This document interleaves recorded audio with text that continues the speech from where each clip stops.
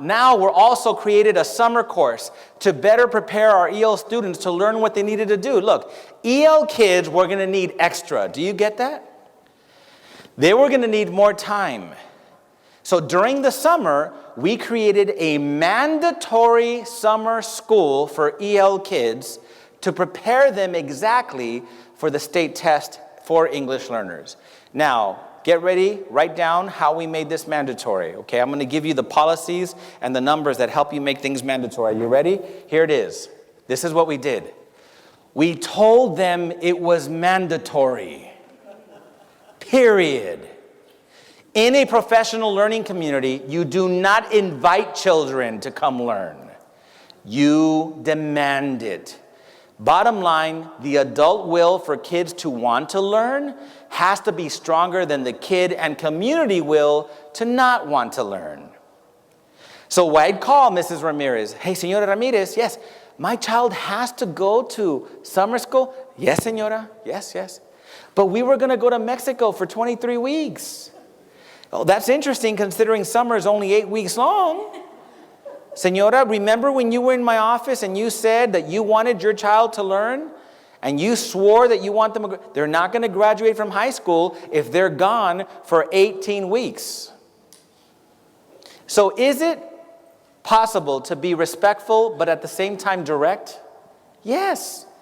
And we were respectful and direct to our kids. And the kids came to summer school. And we explained to them, we explained to them, look, every one of you is going to graduate, but you cannot, I don't want you to lose your Spanish. I don't want you to lose your Mandarin. But I need you to acquire academic English. Now notice how I keep saying academic English. Is there a difference between conversational English and academic English? Look, who's never been, do you speak Spanish, my friend? No? If I took you to Mexico and left you there for 2 years, you would learn some Spanish. Let me tell you what would happen. We'd go back and visit her 2 years. She'd be like, dos cervezas, por favor. ¿Dónde está el baño? La cuenta, ¿sí? Right? She'd learn conversational Spanish. But if I took you and put you at the University of Guadalajara in a chemistry class, it would be foreign to you. Because there's a difference between conversational Spanish and academic Spanish. So our parents needed to understand, and our teachers needed to understand. We weren't trying to teach conversational English.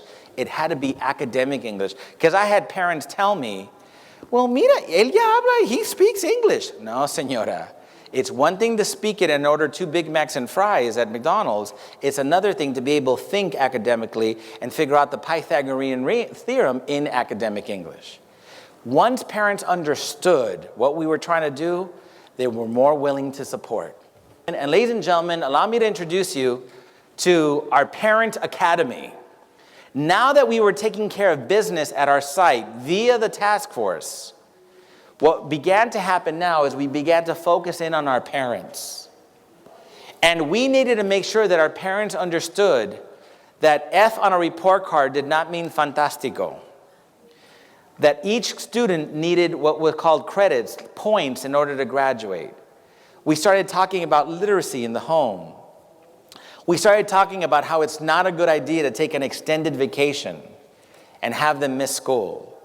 We shared with them what Becky shared with us on the first day. What happens to kids when they don't graduate? This was part of the Parent Academy at our school. 7-week courses. And here they are sharing with one another what is working and what some of the issues are. I love this because this right here was the mother of a senior who was going to graduate, sharing with parents that are freshman parents what is going to need to happen in order for them to support learning at the home. This parent was one of my favorites here. She had already, what I loved about this parent is that she had already had her kids graduate, but she wanted to come back and continue working with our other parents. So we used parents as a resource. We had an evening that was all dads. Fathers needed to understand in our community that the days of them just bringing home the bacon were over. They had other responsibilities. They needed to make sure kids were learning in their home as well. Now, when did we schedule this meeting? This meeting was scheduled almost 8:39 in the evening because we needed to conform to the community we served. These parents worked late. And if we wanted them to hear our message, then we had to adjust ourselves with the patterns of what was realistic in that community. These parents graduated at the end. This is Mrs. Ramirez, who joined the EL task force. She learned the difference between BICS, basic interpersonal communication skills, and CALP, cognitive academic language proficiency. They worked together with the task force, and Mrs. Ramirez became an integral part of what parents needed. She let us know what parents were still confused about.